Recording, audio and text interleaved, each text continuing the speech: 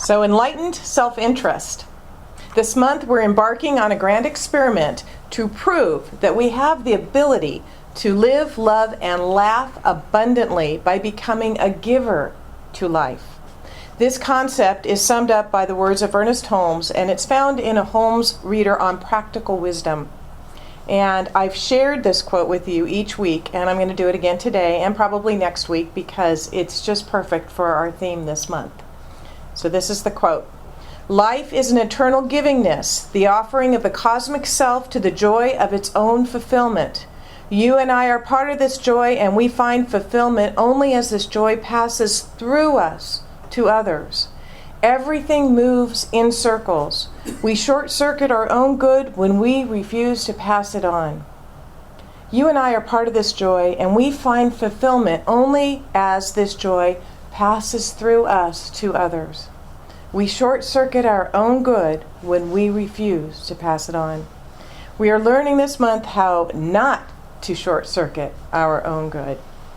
The motivational speaker and author Anthony Robbins once said, "Only those who have learned the power of sincere and selfless contribution experience life's deepest joy, true fulfillment."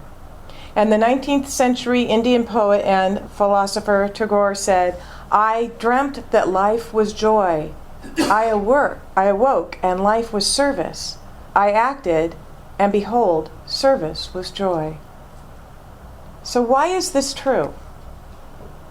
I think it goes back to what we talked about the first part of this month, to the levels of spiritual development. And of course, God is the ultimate giver, totally and completely, and we cannot ever, ever outgive God. Because God is unconditionally, unreservedly giving of itself to creation.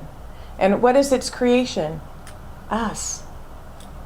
So therefore, when we are serving and giving, we are living through the through me mystic or as me master stage of consciousness. When we give, when we serve, we are allowing God to express in and as and through us.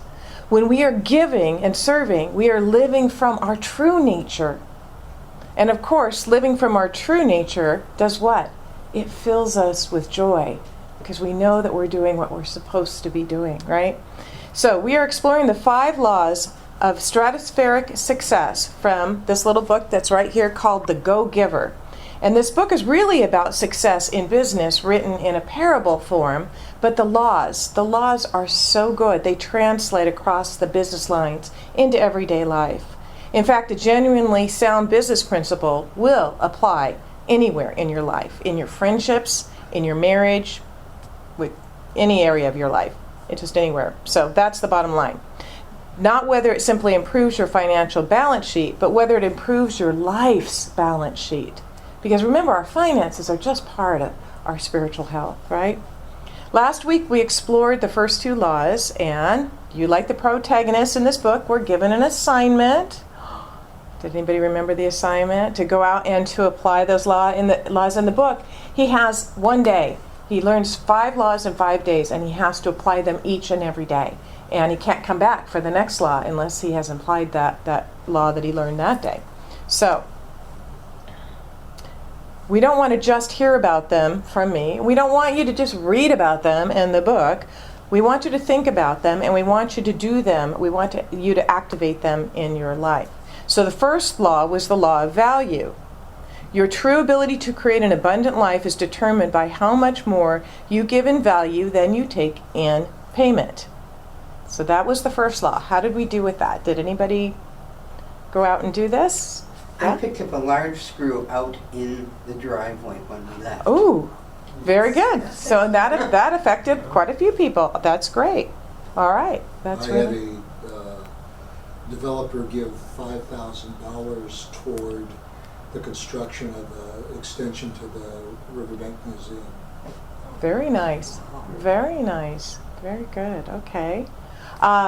Well, what I did is I have a box of affirmations, and I brought them and shared them. They're just written affirmations, and I'll be bringing them into the church to share them and continue sharing them because I want to get the affirmations out wherever. They're not going to do me any good sitting in a box, so I want to spread them. So the second law is the law of compensation. Your abundance is determined by how many people you serve and how well you serve them. So, what did we do? How well did we serve them? In our protagonist, he brewed a cup of coffee for everybody in his office. That's how he served. He felt a little silly doing that, but he knew he had to do something to show that he was serving. Do we have any? Your dad's been there, and I've been serving him. Okay. I do that all the time in the VA. I make their coffee, I put the paper in their machines, and then I help the veterans that are having problems with their There you coming go. in Wow, to that's see the excellent. doctor or the- Oh, that. wow. You making people comfortable and giving them a little extra service. Correct. Oh, That's I wonderful. have one. We went to visit my mom, and I got her enrolled in adult daycare. Oh, good. Good. Oh, wonderful.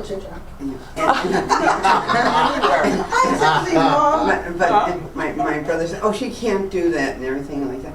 And so I talked to her and I told her how much fun it would be and she didn't have to stay. And so my brother called up and they got an appointment. And in the first few days, she only had to stay for 4 hours. Yeah. You know, but they have on site. They have a physical therapist, a registered nurse, and a social worker. Good. Yeah. And it's through the county in Hayward. Wonderful. Wonderful. Good. Well, what I was trying to think, okay, how can I reach my, well, yes, you have some. Well, whenever I go to the gym, I always tell people that they're doing a great job, and I encourage them, and I say, yeah, it looks like you've really slimmed down a lot, and I try to Good. get positive and be like an inspiration to them and stuff. I love it. And you know what? That may be the only thing that they hear that's positive all day long. That's a gift. We've talked about that. A smile can be a gift. You know, helping your neighbor can be a gift. Being present and aware of our surroundings. And I was thinking about, you know, okay, I this is my teaching. This is my life. This is what I love. My passion. How do I get this out? Well, how do you reach more people? Social media, Facebook. We have a Facebook. So that's my goal now, is I'm working on coming up with more things to put on Facebook to get our message out there and to get our affirmations out there. And I've been saving little pictures of different things that have come through from Science of Mind that are just perfect. And you know, I'm thinking, okay, I'm just going to start once a week, maybe twice a week, and get to a daily little blog like our Happiness Whisperer Maybe does. just the thing somebody needs to hear that day. Exactly. You never know. When you're planting these seeds, you never know that what it is you are doing, it may seem like nothing to you, but to that veteran who came in, that cup of coffee may just be the one comfort thing that he gets that day, you know? And the person at the gym may just get that inspiration to keep going. They might have been thinking of quitting. Who knows? You know. And Facebook, there's a lot of people that Facebook touches and stuff. And when I fell down, I've seen something on there that it was very inspirational to me, and I've read that, and it brought me out of the dark space that I was at. It's perfect. Yeah, that's Well, great. today I'm going to go to Stockton. There's a drumming circle and drumming for peace in Stockton. Peace in Stockton, and we can all get behind that, can't we? Yes, peace in Stockton, because we know that when we treat for Putting the peace. vibrations out there. And Right. we're going to have a potluck, so yeah. All right, so according to Pindar, who's the mentor in our parable, he says changing your focus from seeing what you can get to what you can give, laws 1 and 2, is when things start to take off. Start. But in most endeavors, you also need to know how to develop a network of people who know you, who like you, and who trust you. They might never buy a thing from you, but they've always got you in the back of their minds. They are the people who are personally invested in seeing you succeed. And of course, that's because you are the same way about them. The third and the fourth laws of the stratospheric success invite you into what the book refers to as enlightened self-interest. By realizing that you can genuinely care about meeting the needs of others, that's Law 3, and show up authentically, that's Law 4. And then your interests will be taken care of as well, always and in all ways. I find it interesting that the two laws that we're going to look at today could have been lifted right out of the Real Love books. Has anybody read Greg Bayer's Real Love? Okay, we heard him speak at a seminar, and it's just an interesting thing, but I'll get into that. So the third law, here's the third law. It's called the law of influence. Your influence, abundant life, is determined by how abundantly you place other people's interests first. The third law of stratospheric success is watch out for the other guy. Watch out for his interests. Watch his back. Make your win about the other person. Go after what he wants. Forget the win-win. Focus on the other person's win. And quit keeping score. How many of us keep score? I think we've been taught to do that, and it's oh, she took me out to lunch last time, it's my turn to take her out to lunch. Quit keeping score. That's kind of an interesting concept. Wow. Because if you place the other person's interests first, your interests will always be taken care of. Always. Watch out for what other people need with the faith that when you do, you'll get what you need as well. The brief conversation in The Go-Giver discussing the third law is what made me think of the work of Real Love. Pinder says, I believe there's one reason and only one reason that my wife and I have stayed together so long and are as happy together today as we were 48 years ago, or more so. In fact, the reason is this: I care more about my wife's happiness than I do about my own, and all I've ever wanted to do since the day I met her was to make her happy. And here's the truly remarkable thing: she seems to want the same thing for me. Joe says, wouldn't some people call that codependence? And Pinder says, yes, some people probably would. Know what I call it? Success. An awe-inspiring true life example of this third law appeared in an article in Sports Illustrated. And this was back in June. It's the way it should be. And before you think that aliens have abducted me and that I actually read Sports Illustrated, no, I do not. I wasn't reading it. It was shared on our ministers list. And although we do get it now, strangely, Yeah, we don't even showed subscribe up to it. one Just day. showed up one day, so we It do keeps get coming every Thursday. But we have a ministers list online, and so ministers will share things of interest, and we pull from them. It's great. And they thought that the rest of us would enjoy it. And this event, reported in the June issue, it took place a couple of years ago, and it occurred during a women's college softball game. A young woman named Sarah hit the ball, and it soared out of the ballpark. 2 base runners head home. Sarah rounds first base, but then she hears the first base coach yelling to her, "Get back, get back." Apparently, she didn't actually touch the base. You have to touch the base as you're running around. But as she turns to run back, her cleats somehow stick in the ground, and she twists, and her knee doesn't, and she drops to the ground in excruciating pain.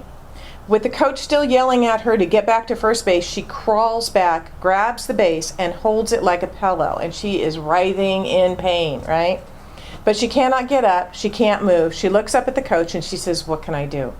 The rules say, at least so the umpires thought at the time, that if a teammate helps her, even touches her, the play will be null and void. No one can run the bases for her either, so her teammates can't help her, and no one can run for her.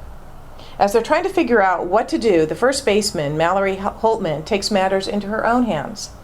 She asks the umpire if she can help. A bit incredulous, the umpire says, "Why would you? This is a player on the opposing team, and she's about to make a triple play." But nothing in the rules says that she can't, so the umpire says, "Well, okay." Mallory scans the field, locks eyes with her shortstop, Liz. Liz gets the message, runs over, and she and Mallory carefully pick up Sarah and walk her around the bases, making sure to dip her just a little so that her left foot touches each base as they round it. Let me read a little from the article. Mallory and Liz haul Sarah toward second base, moving with awkward sideways steps. They must travel 180 feet. Don't trip, Mallory tells herself. "Thank you, guys," Sarah says again. "You hit it over the fence," Mallory replies. "You deserve it. This has to look hilarious to everybody who's watching," says Liz. "I wonder if they're laughing at us." The spectators do not laugh. Rather, they stand feeling a certain euphoria. Their applause, a mild hailstorm. As the women turn towards home, Sarah looks up to see her teammate standing at home place clapping for her. Beyond her gratitude, she feels a twinge of pride because she has just hit the first home run of her career in what will prove to be her last time at bat. Wow. Doesn't that story just warm your heart? It's amazing, huh? So let's put our theory to the test. Remember, this is Prove It month, right? Because we don't ask you to believe anything unless you can prove it.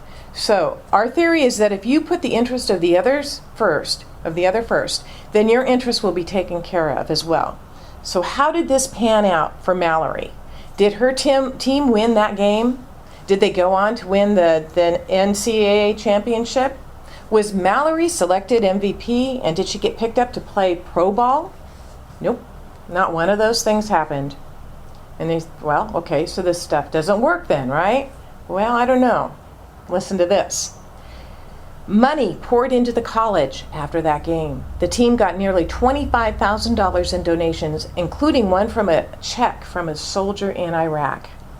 The university matched every dollar. The team got new uniforms, new protective screening for pitching practice, and a luxury bus to take them to away games. Mallory and Sarah have formed a nonprofit organization called the Sportsmanship Defined Foundation, which provides scholarships and teaches kids the right way to play. They have a publicist and a booking agent. Corporations pay them to deliver motivational speeches, including a recent appearance in Florida to educate 6,000 mortgage brokers on character and responsibility. And among the thousands and thousands of letters Mallory received, here is one. Dear Mallory, will you marry me? Just kidding. I'm 74, happily married, and a grandfather. But I am one of countless people across the country and probably across the world who truly love what you and Liz did for Sarah. How could we not? So do you think that Mallory's life was enriched by this decision? Oh, yeah. Absolutely. Oh, yeah. I'd say abundantly so, because she applied the law of influence. Your abundant life is determined by how abundantly you place other people's interests first. So now, on to the fourth law. The fourth law talks about adding value to whatever it is you are offering. Whether it's mundane commodity that everyone else is selling, or real estate, or insurance, or hot dogs, whatever it is, you can excel by adding extra value. I love this line in the book. If you need money, add value. If you need a lot of money, add a lot of value. And if you need a lot of money fast, find a way to add a lot of value fast. And the most valuable thing you have to give people is what? Yourself. No matter what you think you are selling, what you are offering is you.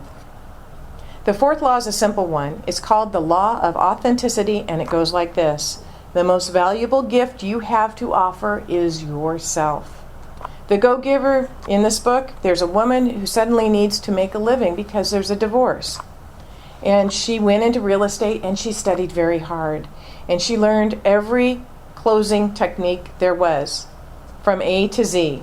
And literally, she recited them at this motivational talk that she was giving. And she tells everyone, she says, there's the assumptive close, the bonus close, the concession close, the distraction close, the emotion close, the future close, the golden bridge close, the humor close, the IQ close, the Jersey City close, the kill clause close, the leveraged asset close, the money's not everything close, the now or never close, the ownership close, the puppy dog close, the quality close, the reversal close, the standing room only close, the takeaway close, the underpriced value close, the vanity close, the window of opportunity close, the Xavier Hollander close, and the Yaya Sisterhood close, and the Zsa Zsa Gabor close. And yet, she'd learned all those closes and she had not sold one property. Not until she was about to give up, and thus she gave up all the techniques and all the methods that she had learned to make a sale, and she took one last appointment because she really couldn't weasel out of it. And, so she just thought, well, this is my last one. It doesn't really matter. And so what did she do? She was just real. She was just herself. She said it was the most unprofessional, sloppy, irresponsible, disgraceful sales presentation in the history of real estate. And the woman bought the house. Nice. Your authentic, real self is worth 10,000 times more than all of the closing techniques that we have ever had or been or ever that have ever been invented. And you can add value when you offer yourself. So let's review. The third law, the law of influence. Your abundant life is determined by how abundantly you place other people's first. The fourth law, the law of authenticity. The most valuable gift you have to offer is yourself. So how will you live these laws this week? How will you put them into play in your lives? Realizing that when you do, you will be in great harmony with your divine and true nature. You will be living the through me and even as me stages of spiritual growth. And as you bless, you are richly blessed. In the words of Gandhi, the fragrance lingers on the hand of the one who gives the rose. And so it is.